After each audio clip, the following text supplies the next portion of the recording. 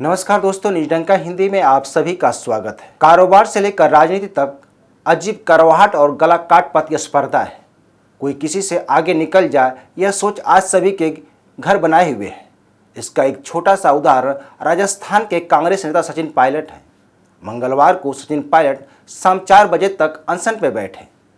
कांग्रेस ने यह अनशन रोकने की भरसक कोशिश की, लेकिन आला कमान की चेतावनी के बाद भी पायलट अनशन पर बैठे गए। यह साफ दिखता है कि कांग्रेस आलाकमान की पकड़ राज्य के नेताओं पर नहीं है। वे राहुल गांधी, सोनिया गांधी और प्रियंका गांधी की नहीं सुनते हैं। सचिन ने यह सोच समझकर ही अनशन किया होगा। सचिन पायलट के इस कदम को कांग्रेस विरोध के तौर पर देख रही है, यानी सचिन अपना भविष्य देखकर ही यह कदम उठाए होंगे। कहने का मतलब यह है कि राज्य में साल के अंत तक विधानसभा चुनाव होने हैं। अगर पार्टी सचिन पायलट को मुख्यमंत्री का चेहरा बनाती है तो गहलोत के समर्थक नाराज होंगे, जिसका चुनाव में असर देखने को मिल सकता है। वहीं अगर सचिन पायलट को मुख्यमंत्री चेहरा नहीं बनाया जाता है तो उनके समर्थक पार्टी से अलग होने का धौंस दिखाएंगे, जो कांग्रेस के लिए सबसे बड़ी मुश्किल होगी। अब सवाल यह है कि सचिन पायलट का अगला कदम क्या होगा। क्या सचिन पायलट इधर कुआं उधर खाई को देखते हुए क्या बीच का रास्ता निकालते हुए कांग्रेस को टाटा बाय बाय कहेंगे? क्या वे अपनी नई पार्टी बनाएंगे? तमाम सवाल हैं जो सभी के सामने अनुत्तर हैं। तो पहले हम यह जान लेते हैं कि सचिन पायलट के अनशन मंच का हाल क्या था। तो बताया जा रहा है कि यहाँ पर महात्मा गांधी और महात्मा ज्योतिराव फुले को छोड़कर किसी की तस्वीर नहीं थी, न कांग्रेस का लोगो था। इससे बड़ी बात यह है कि पर्यटन मंत्री के बेटे अनुरुद्ध सिंह को छोड़कर कोई भी कांग्रेसी नेता या विधायक सचिन पायलट के मंच के आसपास दिखाई नहीं दिया। उनके समर्थक और परिवार के कुछ लोग मौजूद थे। लगभग यहाँ 2000 के आसपास भीड़ थी। ऐसे में इससे कई मायने निकाले जा रहे हैं। यह भी साफ है कि कांग्रेस की वॉच एंड वेट की रणनीति पर काम कर रही है। बताया जा रहा है कि कांग्रेस यह देखना चाहती है कि उनके साथ कितने समर्थक आते हैं। इसी के आधार पर पार्टी सचिन पायलट पर कार्रवाई करेगी। हालांकि यह भी कहा जा रहा है कि कांग्रेस सचिन पायलट के खिलाफ कोई बड़ा कदम नहीं उठा सकती, क्योंकि सचिन पायलट का युवाओं में क्रेज है, जिसको देखते हुए भविष्य में कांग्रेस को बड़ा संकट का सामना करना पड़ सकता है। दूसरा यह कि बीते साल जब शीर्ष नेताओं की बैठक होनी थी तो लेकिन उससे पहले ही गहलोत समर्थकों ने अनुशासनहीनता दिखाई थी, लेकिन उन पर अभी तक कोई कार्रवाई नहीं की गई, जिसको लेकर सचिन पायलट बार बार कांग्रेस पर दबाव बना रहे थे, मगर कोई नतीजा निकल कर नहीं आया। तो साफ है कि सचिन पर कांग्रेस कड़ा रुख उठाने से पहले 100 बार सोचेगी। लेकिन क्या सचिन पायलट सही मायने में भ्रष्टाचार की लड़ाई लड़ रहे हैं?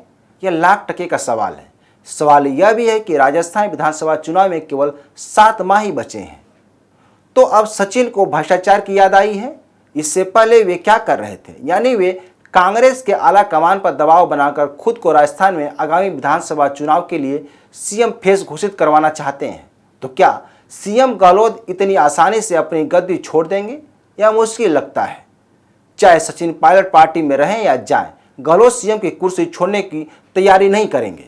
गहलोत इसके लिए सचिन पायलट के अनशन वाली जुटी भीड़ को दिखाकर कह सकते हैं कि सचिन पायलट का कोई जनाधार नहीं है। कुछ 100 या 1000 समर्थक सचिन को मुख्यमंत्री चेहरा घोषित नहीं करा सकते। इसके बाद सचिन के पास पार्टी छोड़ने का विकल्प होगा।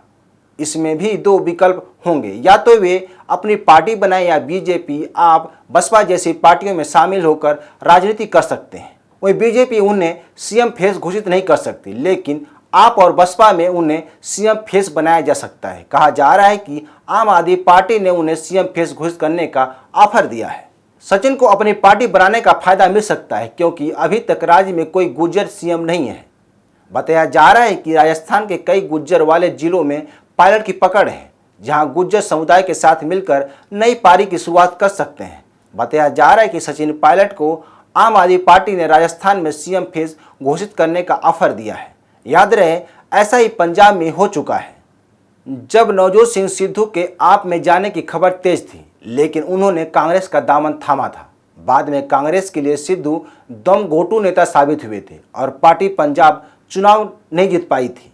कहा जा रहा है कि पायलट ने सोच समझकर ही भ्रष्टाचार का मुद्दा उठाया है। एक तीर से वे कई निशाने साध रहे हैं। भ्रष्टाचार को लेकर बीजेपी और वसुंधरा राजे को कटघरे में खड़ा कर रहे हैं। कांग्रेस आलाकमान पर भी प्रेशर बना रहे हैं।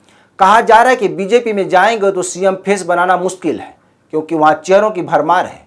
दूसरा, कांग्रेस के कई नेता जैसे ज्योतिराज सिंधिया, जितिन प्रसाद, आरपीएन सिंह बीजेपी में शामिल होकर सियासी पायरी को नई ऊंचाई दे रहे हैं, जबकि अभी भी सचिन पायलट अब तक अगर मगर में फंसे हुए हैं।